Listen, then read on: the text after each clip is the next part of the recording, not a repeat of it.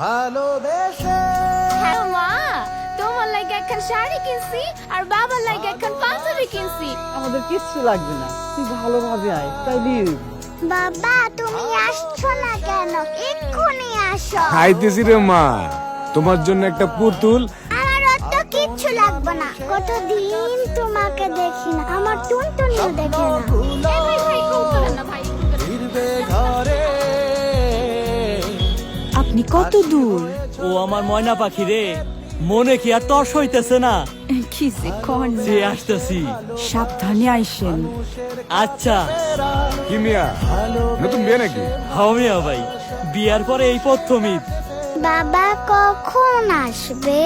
আমি তোমার জন্য কখন থেকে খাবার রান্না করে রেখেছি। এই তো মা, চলে এলাম বলে। ভালোবেসে। হ্যালো মা। কি রে ভাই, এত দেরি কেন?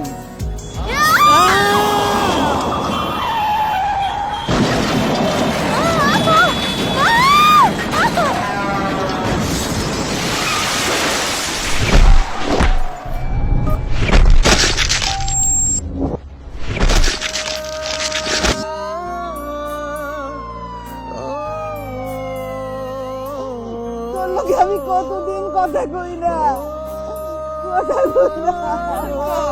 কথা কও তুমি। বাবা তোমার খাবার তুমি খাবে না? বাবা কথা বলো। তুই ছাড়া বাঁচবো একা। এ ধরনের দুঃখজনক ঘটনা আমাদের কারোই কাম্য নয়। তাই গাড়ির ছাদে পণ্যবাহী পরিবহনে যাত্রী হিসেবে উঠবেন না। ওভার স্পিড ও উল্টা পথে আপনার গাড়ি চালাবেন না। অনিরাপদ, ঝুঁকিপূর্ণ যে কোনো ধরনের যাত্রা পরিহার করুন। ট্রাফিক আইন মেনে চলুন। আপনার ভালোবাসার মানুষের কাছে সবচেয়ে বেশি প্রয়োজন আপনাকে, তাই তাদের কাছে আপনাকে ফিরতে হবে সুস্থ এবং নিরাপদ। আসুন আমরা সবাই মিলে আমাদের ঈদ যাত্রাকে নিরাপদ করে তুলি। গল্পটা এমনও হতে পারত।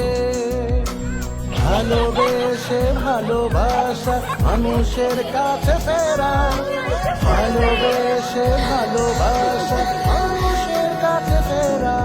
খোলা ট্রাকে যাত্রা করবেন না। পিকআপ ভ্যান সহ যে কোনো ধরনের পণ্যবাহী পরিবহনে যাত্রী হবেন না। বাসের ছাদে জীবনের ঝুঁকি নিয়ে উঠবেন না।